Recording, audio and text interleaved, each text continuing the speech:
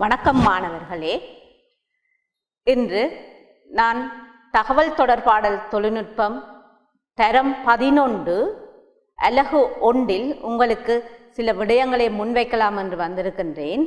அந்த வகையில் நாங்கள் தேர்ச்சி 10 பிரச்சனைகளை தீர்ப்பதற்கு கணனி செய்நிரல்களை, அதாவது புரோகிராம் எப்படி எழுதுவது என்றதை பற்றி பார்க்க போகிறோம். தேர்ச்சி பிரச்சனைகளை தீர்ப்பதற்கு கணனி செய்நிரல்கள் புரோகிராம்ஸ் எப்படி எழுதலாம், அதுக்கான தேர்ச்சி மட்டம் பிரச்சனையை பகுப்பாய்வார். தேர்ச்சி மட்டம் பிரச்சனையை பகுப்பாய்வார். இந்த கற்றலின் முடிவில் நீங்கள் எதிர்பார்க்கிறது இந்த பிரச்சனையின் உள்ளீடுகள் என்ன, வெளியீடுகள் என்ன என்பதை பற்றி இனங்காணுவீர்கள். அத்துடன் தீர்வு வழிகளை, என்னென்ன தீர்வு வழி இருக்குதோ அதை பற்றி நீங்கள் ஆராய்ந்து கொள்ளுவீங்கள். இந்த கற்றலின் முடிவில் நீங்கள் பெற்றுக்கொள்ளப்படுகின்ற கற்றல் பேறு உள்ளீடுகளையும் வெளியீடுகளையும் நீங்கள் இனங்காணக்கூடியதாக இருக்கும். மற்றது தீர்வு வழிகளை ஆராயக்கூடிய மாதிரி இருக்கும். நாங்கள் முதல் ஒரு பிரச்சனையை எடுத்தோம்னா அந்த பிரச்சனையை பகுப்பாய்வு செய்தல் பற்றி பார்க்க போகிறோம். முதல்ல நாங்கள் என்ன செய்ய வேணும், ஒரு ப்ராப்ளம் எடுத்தோம்னு சொன்னால் அந்த ப்ராப்ளத்தை இனங்காண வேணும். ரைட்டா? ஒரு பிரச்சனை ஒன்று வந்துட்டா அந்த பிரச்சனையை நாங்கள் என்ன செய்ய வேணும், இனங்காண வேணும். அதுக்கு பிறகு நாங்கள் அந்த பிரச்சனைக்கான தீர்வை வடிவமைக்க வேண்டும். முதலில் நாங்கள் என்ன செய்ய வேண்டும், அந்த பிரச்சனையை பற்றி இனம் காண வேணும். அதற்கு அடுத்ததாக தீர்வை வடிவமைக்க வேண்டும். தீர்வை வடிவமைத்தால் மட்டும் காணாது, அதற்கு பிறகு நாங்கள் கணனி மொழி என்று உங்களுக்கு தெரிஞ்சிருக்கும் பிள்ளைகள், ஜாவா, C2+, பைத்தான், பஸ்கால், இப்படி கணனி மொழிகள் இருக்கின்றன. இந்த கணனி மொழிகளை பயன்படுத்தி ஏதாவது ஒன்றை தீர்வை குறிமுறைப்படுத்தல் வேண்டும். அதற்கு பிறகு நீங்கள் குறிமுறைப்படுத்தின அந்த மொழியில் நீங்கள் சோதனை செய்து பார்த்தல் வேண்டும். சோதனை செய்ய ஏதாவது பிரச்சனை இருந்தானே அந்த பிரச்சனையை நீக்குதல், தவறு நீக்குதல் வேண்டும். அப்போ நாங்கள் ஒரு ப்ராப்ளத்தை எடுக்கிறோம், அந்த ப்ராப்ளத்தில் என்ன பிரச்சனை என்றதை நாங்கள் இனங்காண வேணும். ஒவ்வொருத்தருக்கும் ஒவ்வொரு பிரச்சனை இருக்குத்தானே, அதே மாதிரி எங்களுக்கு ஒரு ப்ராப்ளம் வருது, அந்த ப்ராப்ளத்துக்கு நாங்கள் இனங்காண போகிறோம். ரெண்டாவது படிமுறை அந்த ப்ராப்ளத்தை டிசைன் பண்ண போகிறோம், தீர்வை வடிவமைக்க போகிறோம். மூன்றாவது நாங்கள் கணனி மொழியை பயன்படுத்த போகிறோம் குறிமுறைப்படுத்துறதுக்கு. உங்களுக்கு தெரியும் கணனி மொழிகள் என்று சொன்னால் ஜாவா, C2+, பைத்தான், விசுவல் பேசிக், பஸ்கால். இந்த மொழிகளை பயன்படுத்தி தீர்வை குறிமுறைப்படுத்தல் வேண்டும். அடுத்த கட்டமாக இந்த குறிமுறைப்படுத்தப்பட்டதை நாங்கள் என்ன செய்ய போகிறோம்னா டெஸ்ட் பண்ணி பார்க்க போகிறோம். டெஸ்ட் பண்ணிக்க எங்களுக்கு பிரச்சனைகள், அந்த பிழைகள் விடுவோம் தானே, அந்த பிழைகளை கண்டு தவறு நீக்குதல் வேண்டும். இவ்வளவும் படிமுறை ஒழுங்காக நடைபெறுகின்றது. ரைட்? அப்போ உங்களுக்கு நான் நினைக்கின்றேன், ஒரு பிரச்சனை என்று வந்தால் அந்த பிரச்சனையை பகுப்பாய்வு செய்கிறது என்ன மாதிரி என்று தெரிஞ்சிடும். அடுத்ததை பார்ப்போம். இப்போ நாங்கள் பிரச்சனை ஒன்றை நாங்கள் எடுத்து அதை நாங்கள் பகுப்பாய்வு செய்யும் போது கட்டாயம் அதுக்கு ஒரு உள்ளீடு இருக்கும், அங்கே ஒரு செயற்பாடு நடக்கும், அதற்கு பிறகு ஒரு வெளியீடு கிடைக்கும். நாங்கள் பிரச்சனை ஒன்றை எடுக்கிறோம், அதனை நாங்கள் அனாலிசிஸ் பண்ண வேணும், பகுப்பாய்வு செய்கிறோம். பகுப்பாய்வு செய்ய பிள்ளைகள் அதுக்கு ஒரு உள்ளீடு ஒன்று இருக்க போகுது. அங்கே உள்ளீடு நாங்கள் கொடுத்தா ஏதாவது ஒரு செயற்பாடு நடக்கும், ஏதாவது ஒரு முறை வழியாக்கம் நடக்கும். முறை வழியாக்கம் செய்யப்பட்டு எங்களுக்கு என்ன கிடைக்கும், வெளியீடு கிடைக்கும். நீங்கள் 6, 7, 8, 9, 10 வரைக்கும் கடந்து வந்திருக்கிறீங்கள். தரம் 6, 7லேயே இப்போ ICT என்ற பாடம் புகுத்தப்பட்டிருக்கின்றது. அதிலேயே நீங்கள் கணனிக்கு என்ன செய்கிறீங்கள் தரவை கொடுக்குறீங்க. அப்போ கொடுத்தா அது உள்ளீடு. அங்கே கணனி அதை என்ன செய்யுது? ஒரு செயற்பாட்டை செய்யுது.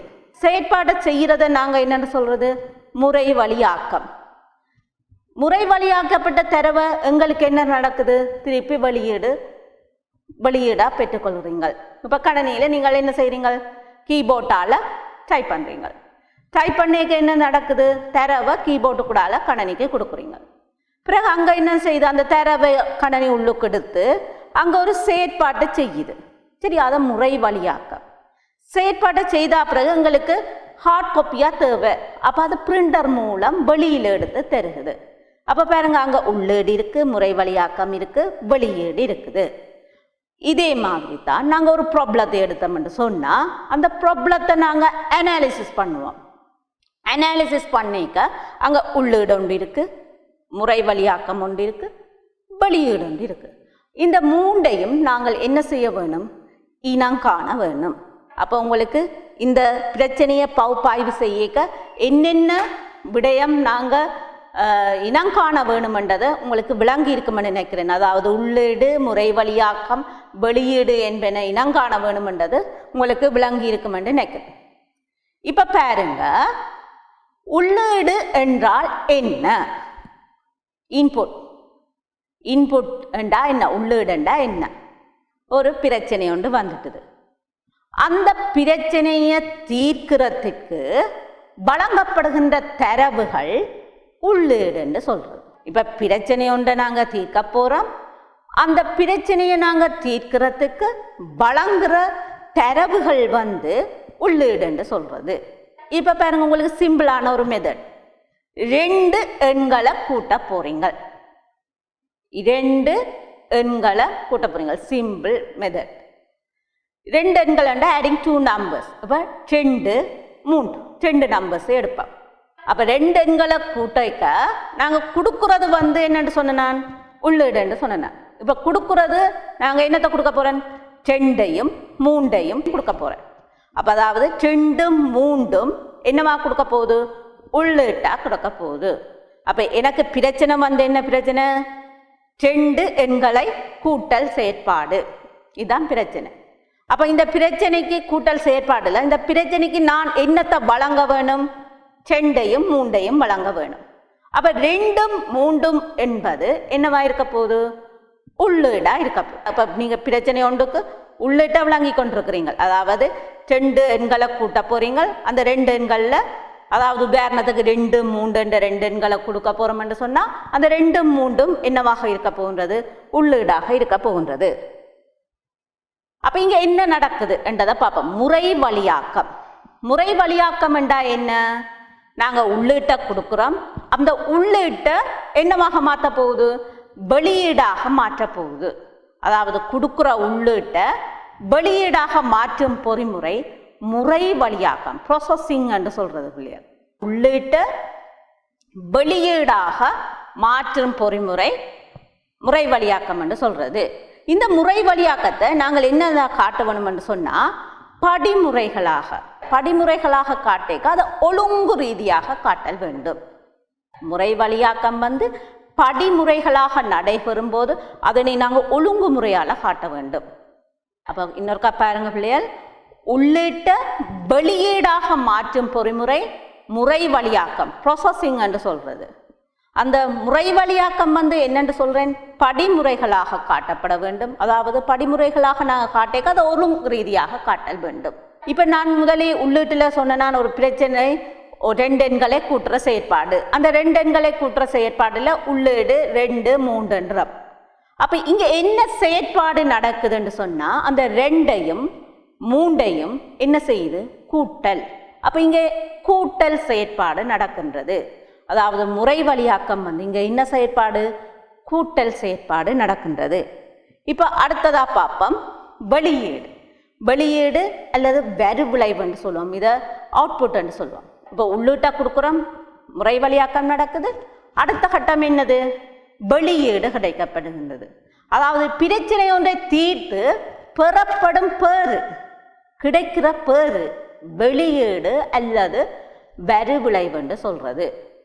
பிரச்சனை ஒன்றை தீர்த்து பெறப்படும் பேரு வெளியீடு. இப்போ 2 எண்களை கூட்டல் செயற்பாட்டில் நீங்கள் 2ஐயும் 3ஐயும் உள்ளூடாக கொடுக்குறீங்க. அங்கே என்ன நடக்குது? கூட்டல் செயற்பாடு நடக்குது. உங்களுக்கு கிடைக்குது என்ன? 2ஐயும் 3ஐயும் கூட்டி 5 என்ற நம்பர் கிடைக்கின்றது. ரைட். அப்போ இங்கே வரு விளைவு 5. அப்போ பாருங்க, ஒரு பிரச்சனை எனக்கு வந்துட்டுது. 2ஐயும் 3ஐயும் கூட்டல், 2 எண்களை கூட்டல், அதில் உள்ளீட்டை கண்டுபிடிச்சிட்டீங்க. 2 3ன்றது உள்ளீடு. அங்கே என்ன செயற்பாடு நடக்கின்றது? கூட்டல் செயற்பாடு நடக்கின்றது. அதுக்கு பிறகு உங்களுக்கு கிடைக்கிறது என்ன? 5 கிடைக்கின்றது. அப்போ உள்ளீட்டை இனம் கண்டுட்டீங்க, முறை வழியாக்கம் இனம் கண்டுட்டீங்க, வரு விளைவை இனம் கண்டுட்டீங்க.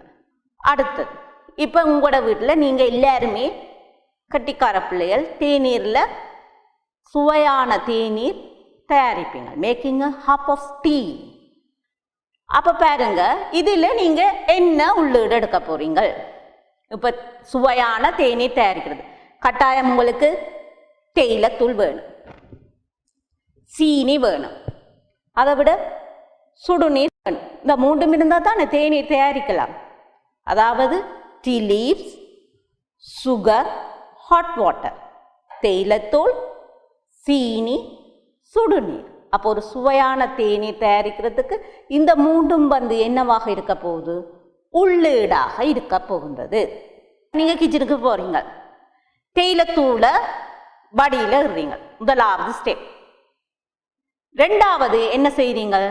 அந்த தேயிலை வடியினூடாக வெந்நீரை எடுத்து கிண்ணத்தில் ஊற்றுறீங்க, 2வது ஸ்டெப். பிறகு என்ன செய்கிறீங்க? கொஞ்சம் சுகரை எடுக்கிறீங்க, அந்த சுகரை கிண்ணத்தில் இட்டு என்ன செய்கிறீங்க? கிண்ணத்தில் விட்டுட்டு ஸ்பூனால் கிளக்குறீங்க. என்ன பிறகு என்ன செய்கிறீங்க? எடுத்து டேஸ்ட் பண்ணி பார்க்குறீங்க, சுவைத்து பார்க்குறீங்க, சுவகானாது. திருப்பி என்ன செய்வீங்க? திருப்ப சீனி அதுக்குள்ளே கொட்டுவீங்க. பிறகு சீனியை போட்டு என்ன செய்வீங்க? கிளக்குவீங்க. கிளக்கினா பிறகு சுவைத்து பார்க்குறீங்க, சரியா இருந்துச்சு தாண்டா, பிறகு கொண்டு போய் சர்வ் பண்ணுவீங்க. அப்போ என்ன செய்கிறீங்க? நீங்கள் உங்களோட அன்றாடம் நடக்கிற செயற்பாட்டை நான் இப்போ என்ன நடக்கிறேன், அதில் என்ன உள்ளீடு இருக்குது, என்ன ப்ராசஸிங் இருக்குது, என்ன வெளியீடு. அப்போ எல்லாருக்கும் டீ போட தெரியும். அப்போ முதலாவது நீங்கள் என்ன செய்கிறீங்க? தேயிலைத்தூளை வடியில் இடுறீங்க. 2வது அந்த வடியினூடாக என்ன செய்கிறீங்க? வெந்நீரை, சுடுநீரை கிண்ணத்தில் ஊற்றுறீங்க. பிறகு கொஞ்சம் ஸ்பூனில் சீனியை சுகர் எடுக்கிறீங்க, அதை அப்படியே கிண்ணத்தில் இட்டு என்ன செய்கிறீங்க? ஸ்பூனால் கிளக்குறீங்க. பிறகு அடுத்த ஸ்டெப் என்ன செய்கிறீங்க? அதை எடுத்து சுவைச்சு பார்க்குறீங்க, காணாட்டி சுகர் காணாட்டி திருப்பி என்ன செய்கிறீங்க? சீனியை திருப்ப கிண்ணத்தில் இட்டு திருப்பி கிளக்கி பிறகு சுவைச்சு பார்க்குறீங்க. சரியாக இருந்தால் நீங்கள் என்ன செய்ய போகிறீங்க? கொண்டு போய் சர்வ் பண்ண போகிறீங்க. ரைட்டா? இதையே நான் என்ன செய்கிறேன்? ஒழுங்கு ரீதியாக ஒவ்வொரு படிமுறையாக எழுதினா சரி. அதுதான் செய்முறை. நீங்கள் செய்கிற செயற்பாட்டை படிமுறை ரீதியாக ஒழுங்குமுறையில் காட்டுறது. அப்போ அடுத்தது, அப்போ உங்களுக்கு இந்த ப்ராசஸிங் நடந்த பிறகு கிடைக்கிற பேர் வெளியீடு என்னவாக கிடைக்கின்றது? சுவையான தேநீர் கிடைக்கின்றது. உங்களுக்கு சுவையான தேநீர் கிடைக்கின்றது. இப்போ பார்ப்போம் 2வது பிரச்சனை. நீங்கள் எல்லாரும் பேங்குக்கு போவீங்களன்னு நினைக்கிறேன், சரியா? வங்கி தெரியும், அதே நேரம் ஏடிஎம் மெஷினும் தெரியும். தெரியாதாக்கள் இந்த படத்தில் பாருங்க, தன்னியக்க காசளிப்பு இயந்திரம் என்று சொல்கிறது ஆட்டோமேட்டிக் டெல்லர் மிஷின். நாங்கள் பேங்குக்கு போய் நிறைய நேரம் கியூவில் நின்று ஒரு காசு வித்ட்ரா பண்ண போகிறோம். இந்த செயற்பாடுகளை இலகுபடுத்துறதுக்கு தான் என்னது வந்திருக்குது? ATM machine. ஏடிஎம் மெஷினில் நாங்கள் என்ன செய்கிறோம்னு சொன்னால் காசு எடுக்கிறோம், அதே மாதிரி இப்போ காசும் என்ன செய்யலாம்? போடலாம். அப்போ நாங்கள் இப்போ எனக்கு ஒரு பிரச்சனை, தன்னியக்க காசளிப்பு இயந்திரத்தை பயன்படுத்தி நாங்கள் என்ன செய்ய போகிறோம்? பணம் எடுக்க போகிறோம். அப்போ இந்த பிரச்சனையில் நீங்கள் என்னத்தை உள்ளீடு செய்ய போகிறீங்க? அங்கே என்ன செயற்பாடு நடக்க போகின்றது? அங்கே இருந்து கிடைக்கிற வெளியீடு என்ன? இதைத்தான் இப்போ நாங்கள் அடுத்ததாக பார்க்க போகிறோம். அப்போ நீங்கள் ஏடிஎம் மெஷின் என்று சொன்னால் ஏடிஎம் மெஷினில் போய் நின்று கொண்டு கட்டாயம் என்ன செய்யணும்? உங்களுக்கு ஒரு ஏடிஎம் கார்டு தந்திருப்பாங்க, சரியா? ஏடிஎம் கார்டில் அவங்க ஏடிஎம் கார்டு திரைக்கே உங்களுக்கு ஒரு பின்கோட் தந்திருப்பினோம். அப்போ நீங்கள் என்ன நடக்க போகுது, அந்த ஏடிஎம் கார்டை ஏடிஎம் மிஷினுக்கு பூத்தேக்க உங்களுக்கு காசு வரப்போகுது. ரைட்டா? பேங்க்கில் அக்கௌண்ட்டில் உங்களோட காசு இருந்தால் தான் காசு வரப்போகுது என்ன? ரைட். அப்போ முதலாவது நீங்கள் என்ன செய்கிறீங்க, அந்த ஏடிஎம் மிஷினுக்குள்ளே ஏடிஎம் கார்டை நுழைக்கிறீங்கள். அப்போ இங்கே ஏடிஎம் கார்டு என்னவாக இருக்க போகிறது, உள்ளீடாக இருக்க போகிறது. அடுத்தது அந்த கார்டை ஊத்தின கையோட உங்களுக்கு கேட்கும் பின்கோடு. அதில் நீங்கள் மொழி மூலமும் கேட்கும், இங்கிலீஷ்லையா அல்லது தமிழ்லையா அல்லது சிங்களத்துலையா. நீங்கள் மொழி மூலத்தை தெரிவு செய்து போட்டு அங்கே ரகசிய இலக்கம் பின் நம்பர் அதை கொடுக்க போறீங்க. பிறகு என்ன நடக்க போகுது, உங்களுக்கு எவ்வளவு காசு வர போகுதுன்றதையும் நீங்கள் அதுக்குள்ள என்ன செய்ய போறீங்க, உள்ளீடு செய்ய வேணும். அப்போ உள்ளீடாக என்னென்ன கொடுக்க போறீங்க, ஏடிஎம் கார்டு, அடுத்தது பின் நம்பர், எவ்வளவு காசு உங்களுக்கு வேணும் என்ற விஷயத்தை நீங்கள் உள்ளீட்டாக கொடுக்க போகின்றீர்கள். அப்போ பாருங்க, அடுத்ததாக இங்கே என்ன செய்முறை நடைபெறுகின்றது. அப்போ முதலாவது செய்முறை, நீங்கள் பின்கோட் கொடுக்குறீங்கள் தான், அந்த பின்கோட்டை என்ன செய்யும் என்று சொன்னால் செக் பண்ணிப்பா சரியா இருக்குதா. 3 முறை எலாவ் பண்ணும். முதல் தரம் கொடுக்குறீங்க, எலாவ் பண்ணாட்டி திருப்ப கொடுக்குறீங்க, 3 தரம் எலாவ் பண்ணும். பிறகு என்ன செய்யும், லொக் ஆயிடும்.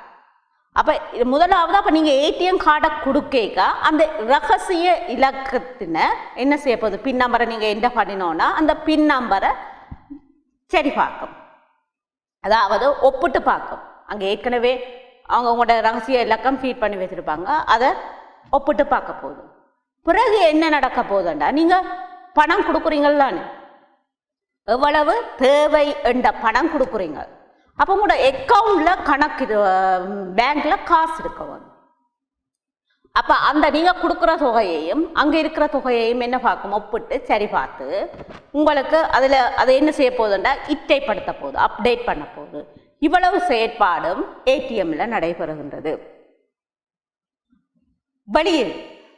வெளியீடுண்டா உங்களுக்கு என்ன செய்யுது, நீங்கள் காசு எவ்வளோ காசு வேணுமென்று கொடுத்துட்டீங்க. அப்போ என்ன நடக்குது, ஏடிஎம் இயந்திரத்தால் எங்களுக்கு என்ன கிடைக்கின்றது, பணம் கிடைக்கின்றது. அப்போ பிள்ளைகள் பாருங்க, வெளியீடு. அப்போ உங்களுக்கு நீங்கள் காசு எவ்வளவு தேவைன்னு கொடுத்துட்டீங்க. அப்போ உங்களுக்கு என்ன நடக்க போகுது, வெளியீடாக பணம் கிடைக்க போகின்றது. அதை விட பாருங்க, நீங்கள் பணம் கிடைச்ச உடனே நீங்கள் ஏற்கனவே பற்றுச்சீட்டு வேணுமான்னு கேட்கும். ஆமண்டு கொடுத்துருந்தீங்களாண்டா உங்களுக்கு என்ன செய்ய போகுது, நீங்கள் எவ்வளோ காசு எடுத்த நீங்கள் உங்களோட பேலன்ஸ் எவ்வளவு என்ற மீதியை அந்த பற்றுச்சீட்டில் அடிபட்டு வரப்போகுது. அப்போ பற்றுச்சீட்டு உங்களுக்கு கிடைக்க போகுது. அடுத்தது நீங்கள் ஏடிஎம் கார்டை கொடுத்தனீங்களானே, திருப்ப போய் ஏடிஎம் கார்டை திருப்பி எடுத்துக்கொண்டு தானே போகணும். அப்போ அதையும் நீங்கள் என்ன செய்கிறீங்க, திருப்பி பெறுறீங்க. அப்போ இங்கே வெளியீடு என்னென்னவா இருக்க போகுது, உங்களுக்கு பணம் கிடைக்க போகின்றது, பற்றுச்சீட்டு ரிசீட் கிடைக்க போகின்றது, ஏடிஎம் அட்டை, உங்களோட ஏடிஎம் அட்டையே திருப்பி எடுத்துக்கொண்டு பாருங்கள். அப்போ உங்களுக்கு இப்போ விளங்கி இருக்கும், ஒரு ஏடிஎம்ன்ற செயற்பாட்டில் தனியக்க காசளிப்பு இயந்திரத்தை பயன்படுத்தி பணத்தை பெற்றுக்கொள்ளல் என்ற செயற்பாட்டில் உள்ளீடு என்ன, அங்கே என்னென்ன செயற்பாடு நடைபெறுகின்றது, என்ன உங்களுக்கு வெளியீடு கிடைக்கின்றது, இந்த இவ்வளவு விடயங்களும் உங்களுக்கு தெரிந்திருக்கும் என்று நினைக்கின்றேன். அடுத்தது பாருங்க, 3வது பிரச்சனை ஒன்றா பார்ப்போம். உங்களோட வெளிநாட்டில் பணிபுரிகிற ஒரு ஃபாரின்ல இருக்கிற ஒரு அக்காவுக்கு ஒருவர் தன்னுடைய பிறந்த நாள் கொண்டாட்ட படங்களை தெரிவு செய்து அஞ்சலில் இடுவதற்கான செயற்பாடு. அப்போ அங்கே உங்களோட சொந்தக்காரர் எல்லாரும் வெளிநாட்டில் இருக்கணும், அல்லது வேறு இடத்துல தனியாக வெளிநாடு இல்லை, இங்கேயே இந்த இடத்துல இருந்து இன்னொரு இடத்துல தூர இடத்துல இருக்கணும். அவைகளுக்கு நீங்கள் என்ன செய்ய போகிறீங்க, பர்த்டே செலிப்ரேஷன் செய்கிறீங்க. அந்த பர்த்டே செலிப்ரேஷன் ஃபோட்டோஸை நீங்கள் என்ன செய்கிறீங்க, போஸ்ட் பண்ணுறீங்க. அதாவது வேறு இடத்துல ஒரு நபருக்கு உங்களோட பர்த்டே செலிப்ரேஷன் ஃபோட்டோஸை எடுத்து அதை போஸ்ட் பண்ண போகிறீங்க. இப்படி ஒரு பிரச்சனை இருக்குது. இந்த பிரச்சனையில் நீங்கள் என்ன உள்ளீடு எடுப்பீங்க, அங்கே என்ன ப்ராசஸிங் நடக்கும், என்ன அவுட்புட் பெறப்போகுது. அப்போ உள்ளீடுன்னு பார்க்க என்ன நடக்க போகுது, நீங்கள் அந்த கொண்டாட்ட படங்கள் அவ்வளவு படங்களும் உள்ளீடாக இருக்க போகுது. கட்டாயம் போஸ்ட் பண்ண போறீங்களா உங்களுக்கு முத்திரை தேவை. முத்திரையோட என்ன தேவை? கடித உரை. அந்த என்வெலப்புக்கு தான் உங்களோட ஃபோட்டோஸை வைக்க போறீங்க. அப்போ கடித உரை தேவை, என்வெலப் தேவை. என்வெலப்போட அந்த படங்களை வச்சு ஒட்ட போறீங்க. ஒட்டுறதுக்கு கம் தேவை. அப்போ இங்கே என்னென்ன உள்ளீடுகள் இருக்க போகுது? கொண்டாட்ட படங்கள், முத்திரை தேவை, கடித உரை தேவை, கம் தேவை. இவ்வளவும் என்னவா இருக்க போகுது? உள்ளீடாக இருக்க போகுது. இங்கே என்ன செயற்பாடு? நிறைய ஃபோட்டோஸ் இருக்கு. எல்லா ஃபோட்டோஸையும் அப்படியே அனுப்பலாமோ? அனுப்பிடலாது. என்ன கோர்ஸ் கூட முடிஞ்சிடும். என்ன அப்போ நாங்கள் என்ன செய்ய போகிறோம்? குறிப்பிட்ட சில படங்களை தெரிவு செய்ய போகிறோம், செலக்ட் பண்ண போகிறோம். அப்போ முதலாவது செயற்பாடு கொண்டாட்ட படங்களை தெரிவு செய்ய போகிறீங்க. ரெண்டாவது செயற்பாடு என்ன செய்றீங்க? அந்த தெரிவு செய்த படங்களை என்ன செய்றீங்க? என்வெலப்புக்கு இடுறீங்க, கடித உரைக்கு இட்டு அப்புறம் என்ன செய்றீங்க? ஒட்டுறீங்க.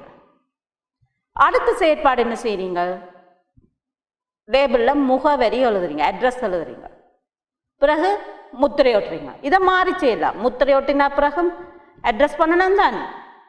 முத்திரை ஒட்டினா பிறகு அட்ரஸ் பண்ணலாம்.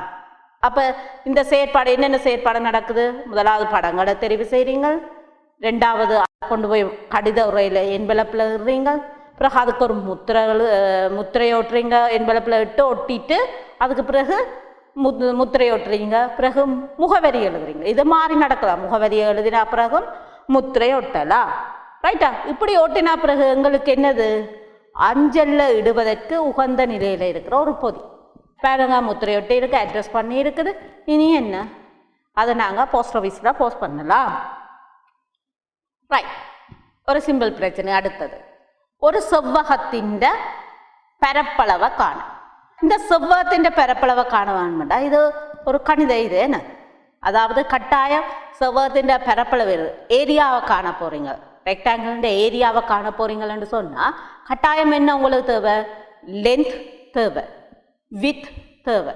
அதாவது உள்ளீடு நீளம் அகலம் ரெண்டும் தெரிஞ்சிருக்க வேணும். தெரிஞ்சிருந்தா தான் பரப்பளவு காணலாம். அப்போ ஒரு செவ்வகத்தின் பரப்பளவை காண்ற செயற்பாட்டில் நீங்கள் என்னத்தை உள்ளீடு செய்வீங்க? நீளத்தை உள்ளீடு செய்வீங்க, அகலத்தை உள்ளீடு செய்வீங்க. அப்போ உள்ளீடு செய்த பிறகு அங்கே என்ன செயற்பாடு நடக்குது? அப்போ பரப்பளவு காண்றேன்டா, பரப்பளவு காண்றதுக்கு உங்களுக்கு நீளத்தையும் அகலத்தையும் நீங்கள் என்ன செய்ய போறீங்க? பெருக்க போறீங்க. அப்போ இங்கே நடக்கிற செயற்பாடு நீளம் தர அகலம் பெருக்கிற செயற்பாடு, முறை வழியாக்கம் என்று சொல்றது.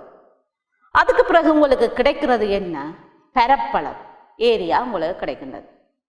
அப்போ ஒரு செவ்வகத்தின் பரப்பளவை காண்றதுக்கு உள்ளீடாக நீளமும் அகலமும் கொடுப்பீங்க. அங்கே நடக்கிற செயற்பாடு நீளத்தையும் அகலத்தையும் பெருக்குதல் செயற்பாடு நடக்குது. உங்களுக்கு கிடைக்கிற வெளியீடு பரப்பளவு கிடைக்கின்றது. அப்போ அடுத்த செயற்பாடு பார்ப்போம், கொஞ்சம் அட்வான்டேஜ். 2 எண்கள் இருக்குது.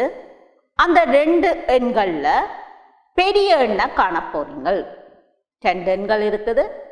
அந்த 2 எண்களில் பெரிய எண்ணை காண போறீங்க. அப்போ பாருங்க, அந்த 2 எண்களில் கட்டாயம் ஒன்று உள்ளீடு டக்குன்னு உங்களுக்கு தெரிஞ்சிட போகுது. அந்த 2 எண்கள், அப்போ பாருங்க, 2 எண்களில் பெரிய எண்ணை காண. அப்போ அங்கே கட்டாயம் உள்ளீடு என்னென்னு வரப்போகுது? 2 எண்கள். பெரிய எண்ணையில காண போறீங்க. அப்போ இங்க என்ன செயற்பாடு நடக்க போகுது? அந்த 2 எண்களையும் ஒப்பிட போறீங்க. அந்த 2 எண்களையும் ஒப்பிட போறீங்க. யார் பெருசு? ரைட்டா? அப்ப அங்க ஒப்பிட்டு அந்த பெரிய எண்ணை கண்டறிந்து வெளிப்படுத்துது. அந்த 2 நீங்க கொடுக்குற 2 எண்களும் இருக்குல்ல, அந்த 2 எண்களையும் என்ன செய்யுது?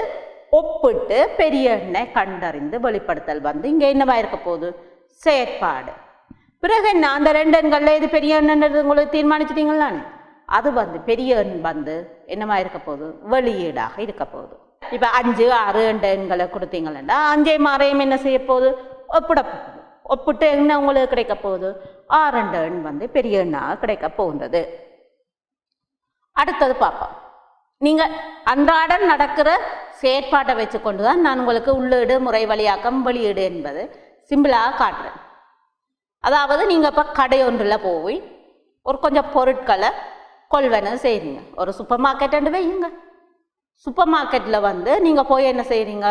பொருட்களை கொள்வனை செய்து கொண்டு வாரீங்களன்னு வையுங்க. அங்கே கொண்டு வந்து என்ன செய்கிறீங்க, சூப்பர் மார்க்கெட்டில் கேஷியர் இருக்கிறது தானே, கேஷியர்கிட்ட கொண்டு வந்து நீங்கள் பொருட்களை கொடுக்குறீங்க. கேஷியர் என்ன செய்கிறார், அந்த பொருட்களுக்கான விலைகளை, அந்த பொருட்கள் நம்பர் இருக்குன்னு தானே பிள்ளைகள், அது பார்கோட் நம்பர் என்று சொல்கிறது ரைட்டா, பொருட்களுக்கு பின்னால் கொடுத்துருக்கு. முன்னும் பார்த்தீங்கன்னா அந்த கேஷியர்ன்ற இடத்துல என்ன இருக்குது, பார்கோட் ரீடர் இருக்குது. அந்த பார்கோட் என்ன பார்கோட் ரீடரில் கொடுக்க என்ன நடக்க போகுது, அந்த பொருட்களுக்கான விலை வந்து காட்சிப்படுத்தப்பட போகுது. அந்த விலையில் அவர் என்ன செய்கிறார், என்டர் பண்ணி உங்களுக்கு எவ்வளோ பொருட்கள் வாங்கினீங்கள், என்ன பில்லுன்னு தந்து, மொத்த காசுன்னு தந்து, உங்களுக்கு ரிசீட் ஒன்றை உங்கள்கிட்ட தந்துட்டேன். அப்போ அதாவது நீங்கள் வந்து சூப்பர் மார்க்கெட்டில் போகிறீங்க, பொருளை கொள்வனவு செய்கிறீங்க, அந்த பொருட்களுக்கான பில் உங்கள்கிட்ட தந்தாச்சு. நீங்கள் என்ன செய்கிறீங்களென்று சொன்னால், உங்களை வந்து ஒரு தொகுதியாக நீங்கள் வச்சுக்கொண்டு அந்த தொகுதியில் என்ன அந்த உள்ளீடு, என்ன வெளியீடு, என்ன முறை வழி, நீங்கள் என்ன செய்வீங்களா அந்த பில்லு எடுக்கிறீங்க. அந்த பில்லில் நீங்கள் என்ன செய்வீங்க, கட்டாயம் நான் ஒரு கடைக்கு போனேன்டா, சாமான் வாங்கினேன்டா, இல்லைக்கண்டு சரி காசாளர் கூட்டி போட்டு தந்த தொகை சரியன்னுட்டு நான் வருவேனோ இல்லை, என் சில நேரம் என்ன செய்யலாம், மாறி அவரை என்ன பண்ணி இருக்கலாம். அப்போ நீங்கள் அதுலேயே நின்று கூட்டி பார்க்குறீங்க. அந்த ரிசீட்டில் உள்ளது வந்து பிழை என்று சொல்லி அதை என்ன செய்கிறீங்க, அந்த காசாளருக்கு தெரிவிக்கின்றீர்கள் ரைட்டா. அப்போ இந்த காட்சியில் உள்ளீடு என்ன, முறைவழி என்ன, வெளியீடு என்ன என்பதை பற்றி பார்க்க போகிறோம் ரைட்டா. அதாவது நீங்கள் பொருட்களை கொள்வனவு செய்கிறது அந்த செயற்பாடு இல்லை, உங்கள்கிட்ட ரிசீட் தந்தா பிறகு அதில் கூட்டுத்தொகையை வந்து நீங்கள் கால்குலேட் பண்ணி பார்க்குறீங்க, அந்த கூட்டுத்தொகை பிழையண்டு நீங்கள் கேஷியருக்கு தெரிவிக்கிறீங்க. இந்த சூழ்நிலை காட்சியின் உள்ளீடு என்ன, முறைவழி என்ன, வெளியீடு என்ன என்பதை பற்றி தான் நாங்கள் பார்க்க போகிறோம். இப்போ பாருங்க, உங்களுக்கு வடிவா தெரியும், நீங்கள் கொஞ்சம் பொருட்களை கொள்வனவு செய்து கொண்டு வாரீங்க. பாருங்க, பில்லை என்டர் பண்ணப்படுது, மானிட்டரில் பாருங்க டச் பண்ணி விலையை கொடுப்படுது, ரிசீட் உங்களுக்கு வருது. அப்போ பாருங்க, உள்ளீடு என்ன, உள்ளீடு நீங்கள் அந்த சிட்டையை வச்சு கொண்டு தான் நீங்கள் செயற்பாடு செய்ய போகிறீங்க, அந்த பொருட்களுக்கான சிட்டை, பட்டுச்சீட்டு ரைட்டா. இங்கே என்ன செயற்பாடு நடக்கின்றது, நீங்கள் பாருங்க, இப்போ சிட்டையில் நீங்கள் இப்போ ஒரு சாமானில் 2 பொருள் வாங்கியிருப்பீங்க அல்லது 5 பொருள் வாங்கியிருப்பீங்க. அப்போ சிட்டையில் உள்ள பொருட்களின் எண்ணிக்கையை வந்து நீங்கள் என்ன செய்கிறீங்க, சரி பார்க்குறீங்க. அடுத்தது 2வது கட்டம் என்ன செய்கிறீங்க, அந்த விலையை சரி பார்க்குறீங்க சரியா. நீங்கள் பொருட்களுக்கான விலையை சரி பார்க்குறீங்க. கடைசியாக என்ன செய்கிறீங்க, இன்னொரு செயற்பாடு, எல்லாத்தையும் கூட்டி பார்க்குறீங்க, மொத்தத்தை சரி பார்க்குறீங்க. அதாவது பொருட்களின் எண்ணிக்கையை பார்க்குறீங்க, அதே நேரம் அவர் உள்ளிட்ட விலையை பார்க்குறீங்க, ஒவ்வொரு கூறுகளின் விலையை பார்க்குறீங்க, அடுத்தது மொத்தத்தை சரி பார்க்குறீங்க. அது பிழையன்றீங்க. அப்போ அது பிழையண்டபடியா அதை என்ன செய்கிறீங்க, சிட்டையில் உள்ளது பிழை என்ன அந்த காசாளருக்கு தெரிவிக்கிறீர்கள். அப்போ இது காசாளருக்கு தெரிவிக்கிறது வந்து என்னவா இருக்க போகுது, வெளியீடு அல்லது வரி விளைவாக இருக்க போகின்றது. அப்போ இச்செயற்பாட்டில் உள்ளீடு சிட்டையாக இருக்க போகுது, முறை வழியாக்கம் வந்து பொருட்களின் எண்ணிக்கையை சரி பார்க்க போகிறீங்க, விலையை சரி பார்க்க போகிறீங்க, மொத்த விலையை சரி பார்க்க போகிறீங்க. வெளியீடு வந்து என்னது, இந்த சிட்டையில் பிழை இருக்குன்னு நீங்கள் கேஷியருக்கு தெரிவிக்க போகிறீங்க. அதைத்தான் நான் சொல்லியிருக்கேன், incorrect bill and selected items input பண்ணுறீங்க. ப்ராசஸ் என்ன ப்ராசஸ் நடக்குது, கம்பேர் பண்ணுறீங்க ரைட்டா. பில்லில் இருக்கிறதோட ஒவ்வொரு ஐட்டத்தையும் கம்பேர் பண்ணுறீங்க. அப்புறம் அடுத்த செயற்பாடு யூனிட் காஸ்ட்டை கம்பேர் பண்ணுறீங்க, யூனிட் காஸ்ட்டை கால்குலேட் டோட்டலை கால்குலேட் பண்ணி போட்டு கடைசியாக இன்ஃபார்ம் த கேஷியர் அவுட்புட். இனி பார்ப்போம் மாற்று தீர்வுகளை இனங்காணல். மாற்று தீர்வுகள் என்று சொன்னால் பிள்ளைகள், ஒரு பிரச்சனைக்கு ஒன்றுக்கு மேற்பட்ட தீர்வுகள் இருந்தால் அதனை நாங்கள் மாற்று தீர்வுகள் என்று சொல்லுவோம். ஒரு பிரச்சனைக்கு ஒன்றுக்கு மேற்பட்ட தீர்வுகள் இருந்தால் அது பிரச்சனையின் இயல்பை வந்து பொறுத்தது சரியா. ஒரு பிரச்சனைக்கு ஒன்றுக்கும் மேற்பட்ட தீர்வுகள் இருந்தால் அதனை நாங்கள் என்னென்னு சொல்லுவோம், மாற்று தீர்வுகள் என்று சொல்கிறோம். அது பிரச்சனையின் இயல்பை பொறுத்தது. அடுத்தது பார்ப்போம், ஒரு பிரச்சனைக்கு ஒரு தீர்வு தொடையொன்று இருக்கும் என்று சொன்னால் அவற்றை நாங்கள் கருத்தில் கொண்டு ஒரு உசிதமான ஒரு சரியான தீர்வை எடுக்கிறது வந்து மிகவும் உகந்தது. இப்போ பாருங்க, ஒரு பிரச்சனை, நீங்கள் பாடசாலைக்கு பஸ்ஸில் வர்றீங்க, பேருந்தில் வருகிறீங்களேன்னா கருதுங்க, பஸ் பிரேக் டவுன் ஆகிட்டுது. அப்போ நீங்கள் எடுக்கத்தக்க மாற்று தீர்வுகள் ரைட்டா. நீங்கள் இப்போ என்ன செய்கிறீங்க, பஸ்ஸில் ஸ்கூலுக்கு வாரீங்க, ஸ்கூலுக்கு வரைக்க பஸ் பிரேக் டவுன் ஆகிட்டுது, ஏதோ ஒரு பிரச்சனையால் அது பிரேக் டவுன் ஆகிட்டுது. அப்போ நீங்கள் என்ன செய்வீங்க, அடுத்த கட்டம் என்ன செய்து என்னென்று பள்ளிக்கூடம் பெறுவீங்க. அப்போ இன்னொரு தீர்வாக நீங்கள் வைக்கலாம், நீங்கள் எடுக்கலாம். என்னடா, இன்னொரு பஸ் வந்தால் உங்கள்ட்ட காசு இருந்தால் நீங்கள் என்ன செய்யலாம், அந்த பஸ்ஸில் வரலாம். உங்களோட பாடசாலையும் நீங்கள் நிற்கிற இடமும் வந்து கிட்ட தூரமாக இருந்தால் நீங்கள் என்ன செய்யலாம், நடைபாதையோரம் நடந்து பாடசாலைக்கு வரலாம். இன்னொரு தீர்வு என்ன நடக்கலாம், யாரும் உங்களுக்கு நம்பிக்கையான ஒருவர் அப்படி யாராவது வந்தால் அவருடைய வாகனத்தில் ஏறி வரலாமான்னு யோசித்து வரலாம். அல்லாட்டி இன்னொன்று, உங்களோட பேரண்ட்ஸுக்கு பெற்றோர்களுக்கு நீங்கள் அப்படி பஸ் பிரேக் டவுன்னு தெரியப்படுத்த முடிந்தால் பிறகு அவைகளுக்கு தெரிவித்து அவையின் உதவியோடு நீங்கள் என்ன செய்யலாம், பாடசாலைக்கு வரலாம். இதெல்லாம் மாற்று தீர்வுகள் என்று சொல்கிறது. அப்போ இந்த செயற்பாடு உங்களுக்கு விளங்கி இருக்கும் என்று நினைக்கிறேன். அடுத்தது பாருங்க, அப்போ இந்த மாற்று தீர்வுகளை வச்சுக்கொண்டு இதில் ஒரு கேள்வி பார்ப்போம்.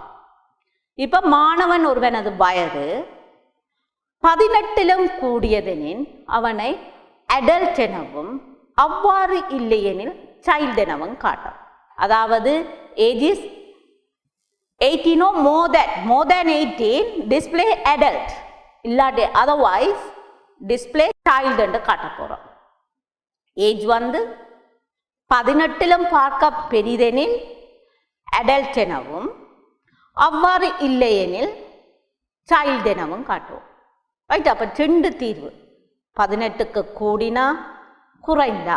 அப்போ இந்த தீர்வை பார்க்க போகிறோம். அப்போ கட்டாயம் அங்கே என்னத்தை கொடுக்க போகிறோம்னா வயதைத்தானே கொடுக்க வேணும். அப்போ இங்கே உள்ளீடு வயது, இன்புட் ஏஜை இன்புட் பண்ண போகிறோம். இங்கே என்ன செயற்பாடு நடைபெறுகின்றது, முறை வழியாக்கம்.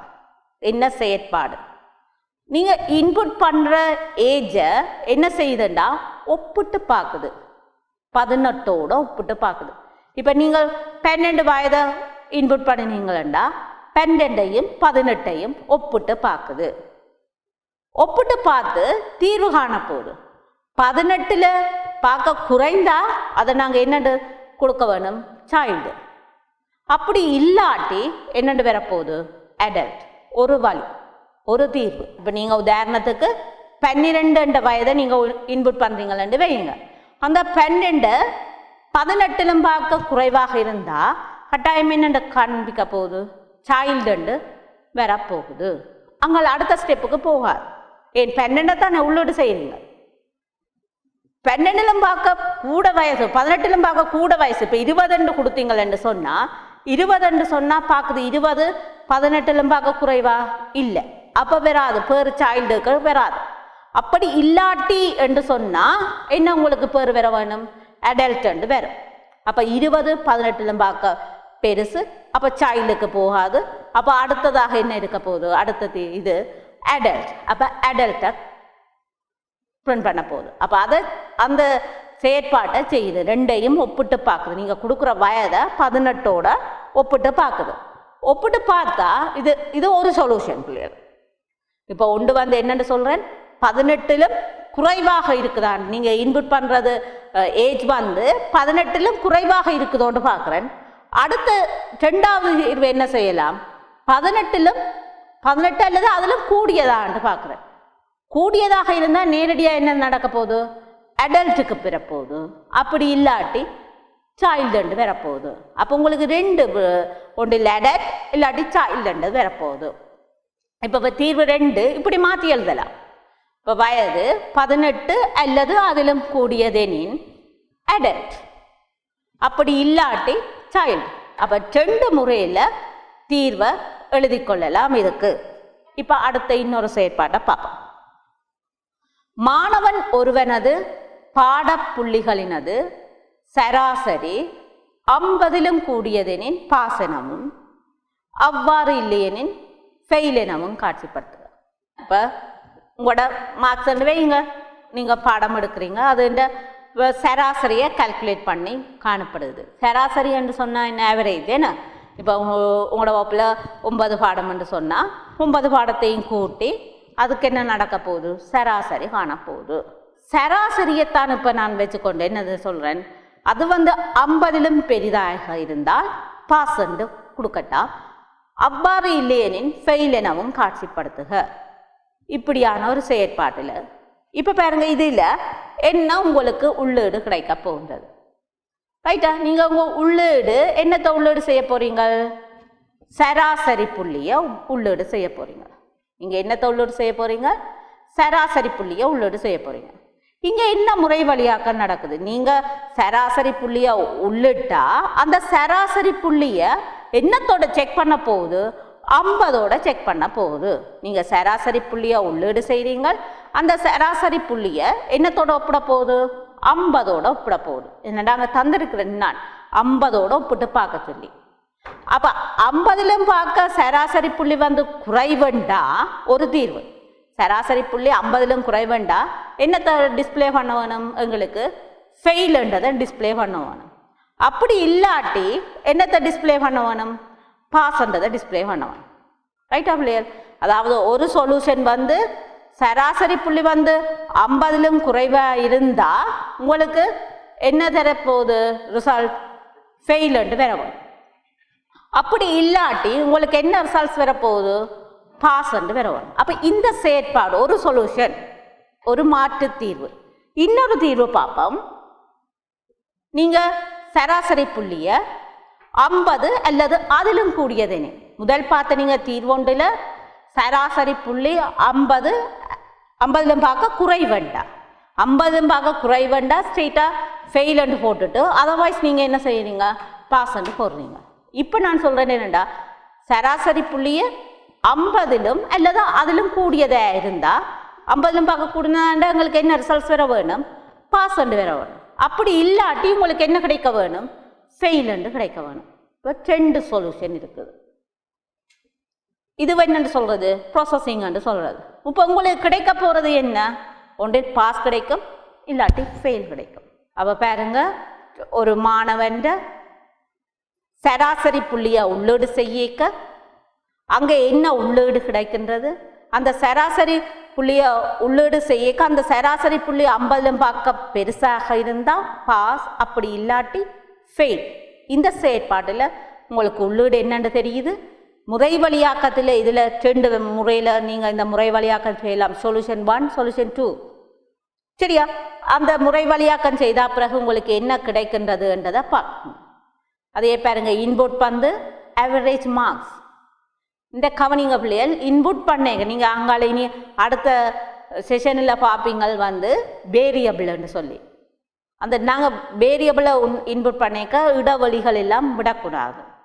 இப்போ நான் இன்புட் ஆவரேஜ் மார்க்ஸ்ன்னு கொடுக்குறேன். அந்த ஏபிஜி அண்டர்ஸ்கோர் போட்டு மார்க்ஸ் கொடுக்குறேன். அதாவது ஏபிஜிக்கும் மார்க்ஸுக்கும் இடையில் இடைவெளிகள் விடக்கூடாது இன்புட் பண்ணிக்க. ஏன்னா அங்கால நீங்கள் என்ன செய்ய போகிறீங்க? டிசைனிங் பண்ண போகிறீங்க. டிசைன் பண்ணினா பிறகு கோடிங்குக்கு போக போகிறீங்க. நான் முதலாவது கையோடைய முதல் சொன்னால் பிரச்சனையை பகுப்பாய்வு செய்கிறீங்க, தீர்வை வடிவமைக்கிறீங்க, கோடிங் பண்ணுறீங்க, டெஸ்டிங் பண்ணுறீங்க. சரியா? அங்கே நாங்கள் இன்புட் பண்ணிக்க நாங்கள் அந்த இன்புட்டில் அவரேஜ் மார்க்ஸ்ன்றதுக்கிட்ட இடைவெளிகள் விடக்கூடாது. இப்போவே விடாமல் பழகி கொண்டு போனோம்னு சொன்னால் அங்கால வேரியபிள் டிஃபைன் பண்ணிக்க நாங்கள் எங்கள் பிரச்சனைகளை எதிர்கொள்ள மாட்டோம். இப்போ இன்புட் அவரேஜ் மார்க்ஸ். இங்கே என்ன நடக்குது? ப்ராசஸ் பாஸோ ஃபெயிலோன்றதை காணப்போம். முதலாவது சொல்யூஷன் என்னது? இஃப் இந்த அவரேஜ் மார்க்ஸ் ஏவிஜி அண்டர்ஸ்கோர் போட்டு மார்க்ஸ், இந்த average marks is 50 or more than 50. 50 or more than 50 இருந்தால் எங்களுக்கு என்ன கிடைக்க போகுது? ரிசல்ட் பாஸ் கிடைக்க போகுது. அதர்வைஸ் இஃப் நாட் என்ன ரிசல்ட்ஸ் கிடைக்க போகுது? ஃபெயில் கிடைக்க போகுது. இது ஒரு சொல்யூஷன். இன்னொரு சொல்யூஷன் என்ன நடக்க போகுது? இந்த if average marks is less than 50, average marks is less than 50 இருந்தால் result fail. Otherwise if not result pass. கவனிங்க பிள்ளைகள், இவ்வளோ நேரமும் நீங்கள் உள்ளீடு, முறை வழியாக்கம், வரைவிளைவு என்பவற்றை பற்றி நீங்கள் இப்போ பார்த்துனீங்க. இப்போ இது சம்பந்தமாக கடந்த வருட வினாத்தாள்களில் வந்த கேள்விகளை பார்ப்போம். இப்போ 2019ஆம் ஆண்டு கடைசியாக வந்த காப்போத சாதாரண பரீட்சை வினா உண்ட பாருங்க பிள்ளைகள். அதில் கேட்டு கிடக்கு, உங்களது பாடசாலையின் புத்தக வியாபார நிலையமானது கணனியை அடிப்படையாக கொண்ட தகவல் முறைமையை செயற்படுத்துகின்றது. மாணவர் ஒருவர் காகிதாதியை கொள்வனவு செய்ய செல்லும் போது விற்பனையாளர் மாணவர் கொள்வனவு செய்ய இருக்கும் ஒவ்வொரு உருப்படியினதும் உருப்படி குறியீட்டையும் உருப்படி எண்ணிக்கையும் நுழைவு செய்வாராய். மாணவர் கொள்வனவு செய்யவிருக்கும் ஒவ்வொரு உருப்படியினதும் உருப்படி குறியீடு உருப்படி எண்ணிக்கை நுழைவு செய்வாராயின் முறைமையானது ஒவ்வொரு உருப்படிக்குமான மொத்த கிரயத்தையும் மொத்த பற்றுச்சீட்டு பெறுமதியையும் கணிப்பிடும். அதாவது என்ன செய்யப்படுது, உருப்படி அந்த கொள்வனவு செய்ய இருக்கும் பொருட்களின் உருப்படி குறியீட்டையும் உருப்படி எண்ணிக்கையை நுழைவு செய்ய அங்க முறைமை உருப்படிக்கான மொத்த கிரயத்தையும் மொத்த பற்றுச்சீட்டு பெறுமதியையும் கணிப்பிடும். பின்னர் அது முறைமை இறுதி பற்றுச்சீட்டை என்னத்துல திரையில காட்சிப்படுத்துது, அதோட அச்சிடவும் செய்யுது. இந்த சூழ்நிலை காட்சியில உள்ளீடு என்ன, முறை வழி என்ன, வரிவிளைவு என்ன என்று கேட்டு கிடக்குது. அப்ப பாருங்க, இவ்வளவு நேரமும் நான் தந்த விளக்கத்தின்படி பாருங்க, பந்தியில இருந்து எந்த வசனத்தை நீங்கள் தெரிவு செய்ய வேணுமென்றதை பாருங்க. இப்ப பாருங்க, இதுல காகிதாகியை கொள்வனவு செய்ய செல்லும் போது விற்பனையாளர் மாணவர் கொள்வனவு செய்ய இருக்கும் ஒவ்வொரு உருப்படியினதும் உருப்படி குறியீட்டை நுழைக்கிறார். அதே மாதிரி உருப்படி எண்ணிக்கையும் நுழைவு செய்கிறார் என்று சொன்னா, அப்ப உங்க நுழைத்தல் என்ற ஒன்று வேர்ட் வெறபடியா நீங்க டக்கண்டு உள்ளீடு டக்கண்டு என்னென்று கொடுக்கலாம், உருப்படி குறியீட்டை உள்ளீடு செய்கிறார், அடுத்தது உருப்படி எண்ணிக்கையை உள்ளீடு செய்கிறார். அப்ப இந்த முறைமை என்ன செய்யுது, இந்த முறைமை மொத்த கிரயத்தை கால்குலேட் பண்ணுது, அதே நேரம் மொத்த பற்றுச்சீட்டு பெறுமதியையும் கால்குலேட் பண்ணுது, கணிப்பிடுது, ஒரு செயற்பாட்டை செய்கின்றது. அப்ப அது என்னமா இருக்க போகுது, முறை வழியாக்கமாக இருக்க போகின்றது. பிறகு என்ன நடக்குது, திரையில அதை காட்சிப்படுத்துது. அப்ப அந்த காட்சிப்படுத்தல் செயற்பாடு உங்களுக்கு என்னவாக இருக்க போகுது, வரி விளைவாக இருக்க போகுது.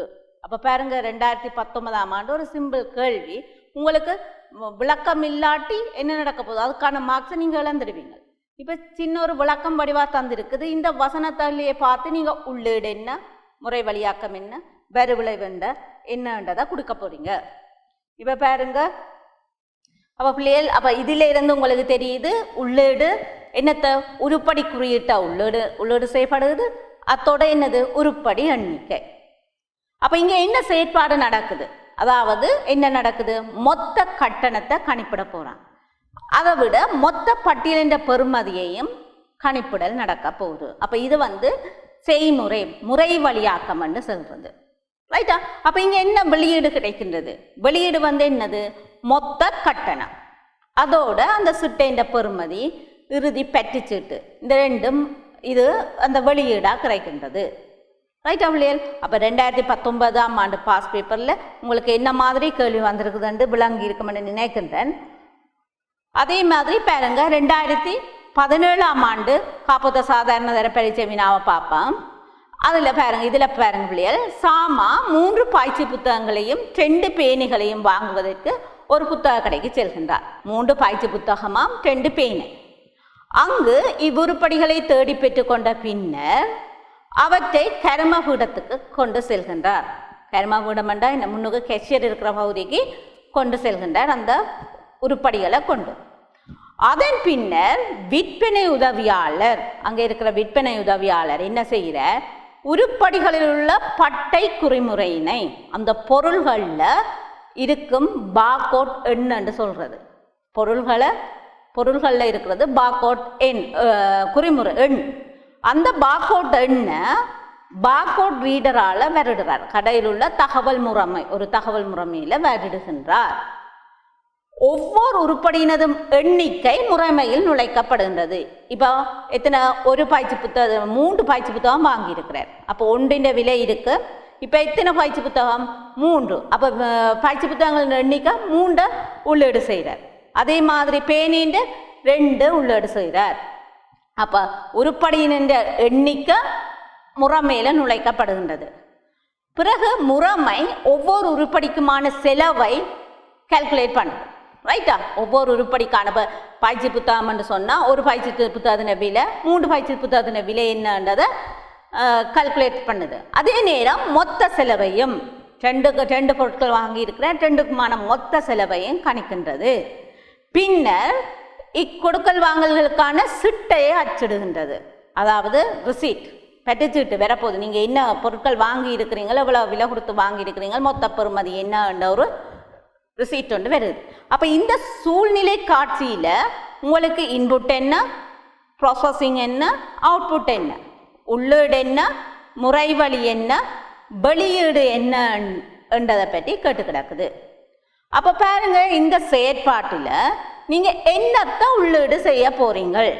இந்த செயற்பாட்டில் பாருங்க, உருப்படிகளின் எண்ணிக்கை, அதாவது என்ன, பயிற்சி புத்தகம், பேனை, அதுதான் உருப்படி. அந்த உருப்படியை நீங்கள் என்ன செய்ய போறீங்க, அதோட எண்ணிக்கையை நீங்கள் முறைமைக்கு நுழைக்க போறீங்க. அப்போ இன்புட் வந்து உருப்படிகளின் எண்ணிக்கை. ரைட்டா? பிராக்கெட்டுக்கு நீங்கள் வேணுமெண்டா போடலாம். பயிற்சி புத்தகம் 3, 2 பேனை. அதை விட வேறு எண்ணத்தை முறைமைக்கு கொடுக்குறீங்க, பார்கோட் எண்ணெய். ஏன்னா அந்த பொருட்களில் உள்ள பார்கோட் எண், அதாவது உருப்படிகளில் உள்ள அந்த உருப்படி குறிமுறை எண்ணத்தான் என்ன செய்கிறீங்க, அந்த முறைமைக்கு கொடுக்குறீங்க. இந்த முறைமை என்ன செயற்பாட்டை செய்கின்றது, என்ன செயற்பாடுன்னு சொன்னால் ஒவ்வொரு உருப்படிக்குமான செலவை கணிக்கிறது. ஒவ்வொரு உருப்படிக்குமான செலவை கணிப்பதோட அது என்ன செய்யுது, அந்த எல்லா உருப்படிகளின்றையும் மொத்த செலவையும் கணிப்பிடுகின்றது. அப்போ 2 வேலை செய்யுது. ஒவ்வொரு உருப்படிக்கான செலவையும் கால்குலேட் பண்ணுறதோட மொத்த உருப்படிக்கான செலவையும் என்ன செய்யுது, கால்குலேட் பண்ணுது. அப்போ இப்படி 2 முறை வழியாக்கம் இங்கே நடக்குது. பிறகு என்ன செய்யுது, விளைவாக உங்களுக்கு சிட்டையை அச்சிடு செய்கின்றது. அப்போ பாருங்க, ஒரு ப்ராப்ளம் தந்திருக்கு. அந்த ப்ராப்ளத்தில் கட்டாயம் உள்ளீடு, முறை வழியாக்கம், வெளியீடு என்பன கிடைக்கின்றது.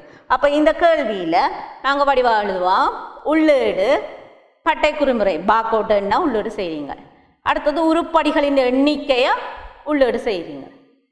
இங்கே நடக்கிற செயற்பாடு அப்போ அது என்ன செய்யுது, பட்டை குறிமுறையை பாவித்து மாற்றுது.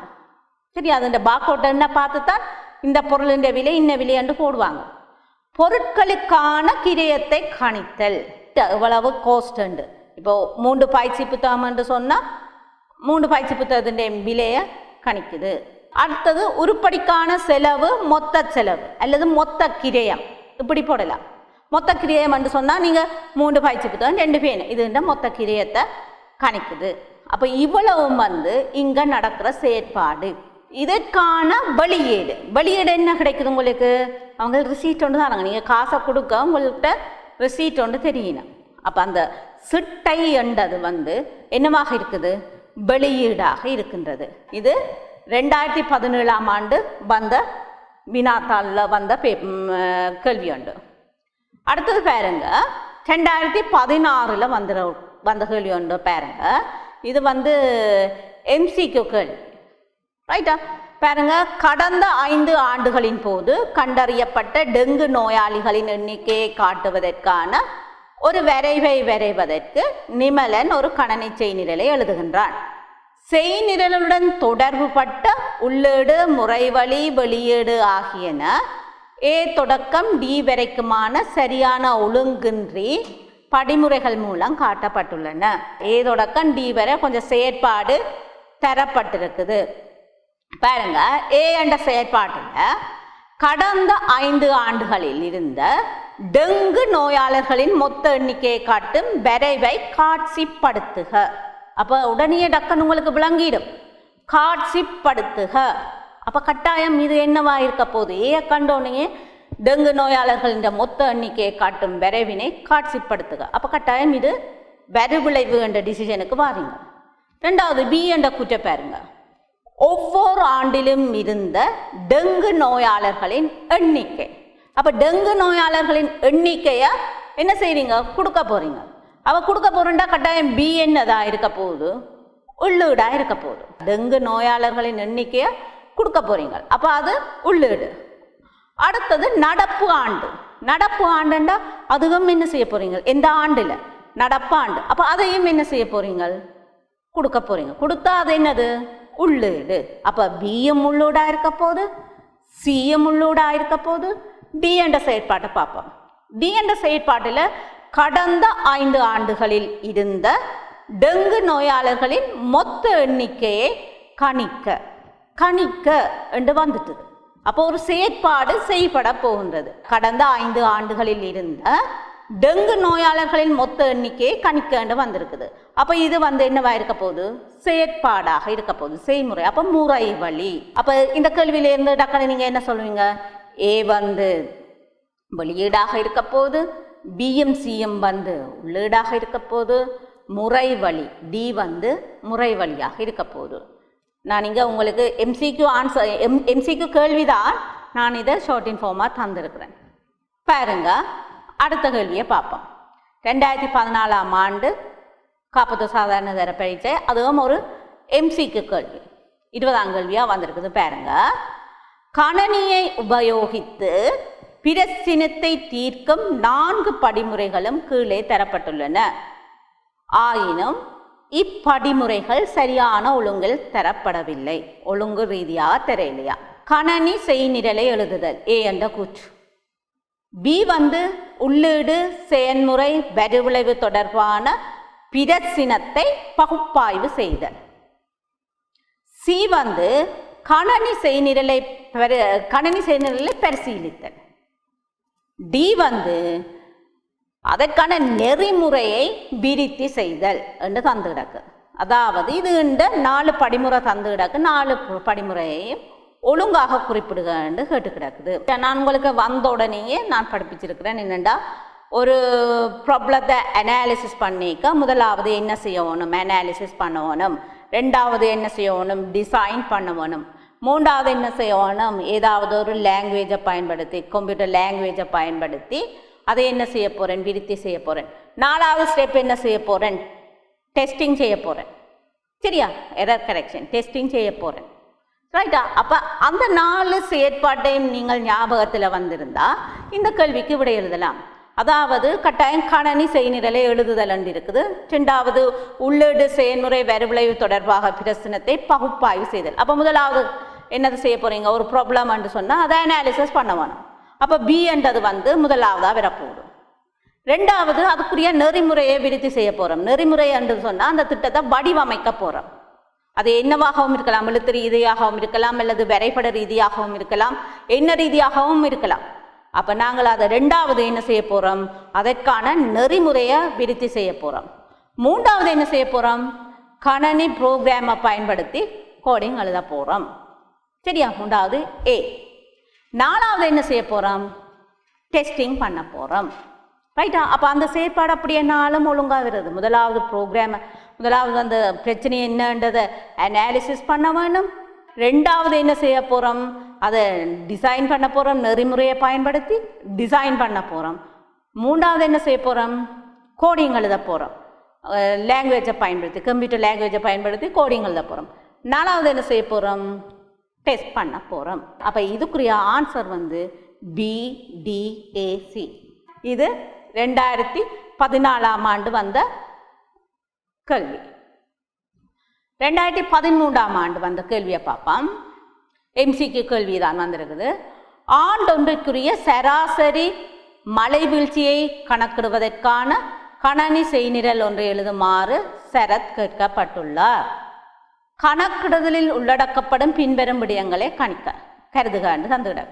ஏ ஆண்டொன்றில் உள்ள நாட்களின் எண்ணிக்கை. பி ஆண்டுக்கான மொத்த மழை வீழ்ச்சியை ஒவ்வொரு நாளும் கிடைக்கும் மழை வீழ்ச்சியுடன் கூட்டுவதன் மூலம் கணிப்பிடுதல். சி மொத்த மழை வீழ்ச்சியை ஆண்டின் நாட்களின் எண்ணிக்கையால் வகுப்பதன் மூலம் அந்த ஆண்டுக்கான சராசரி மழை வீழ்ச்சியை கணிப்பிடல். டி ஆண்டுக்கான சராசரி மழை வீழ்ச்சி.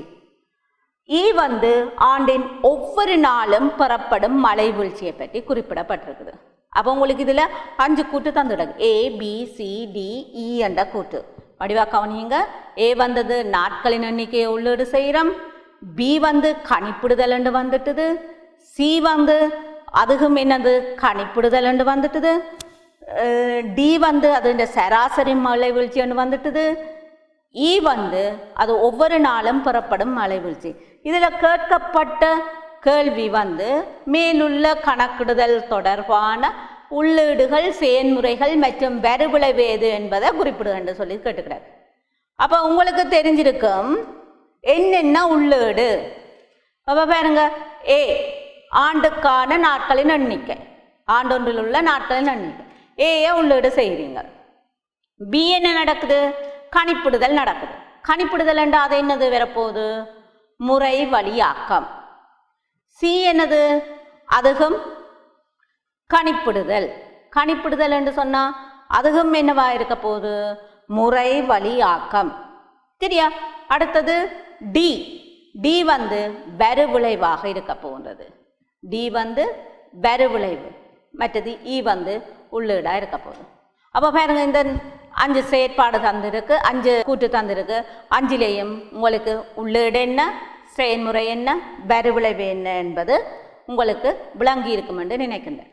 அப்போ இவ்வளவு நேரமும் நான் உங்களுக்கு இந்த உள்ளீடுண்டா என்ன, முறை வழியாக்கம் என்றா என்ன, வரிவிளைவுண்டா என்ன என்றதை உதாரணங்களோடையும் கடந்த கால வினாத்தாள்களோடையும் உங்களுக்கு நான் விளங்கப்படுத்தி இருக்கிறேன். இனி அடுத்த செஷன் பிள்ளைகள் 10.2 அதை நாங்கள் இனி வரும் அடுத்த செஷனில் நாங்கள் பார்ப்போம் என்று கூறி உங்களிடமிருந்து விடைபெறுகின்றேன். நன்றி, வணக்கம்.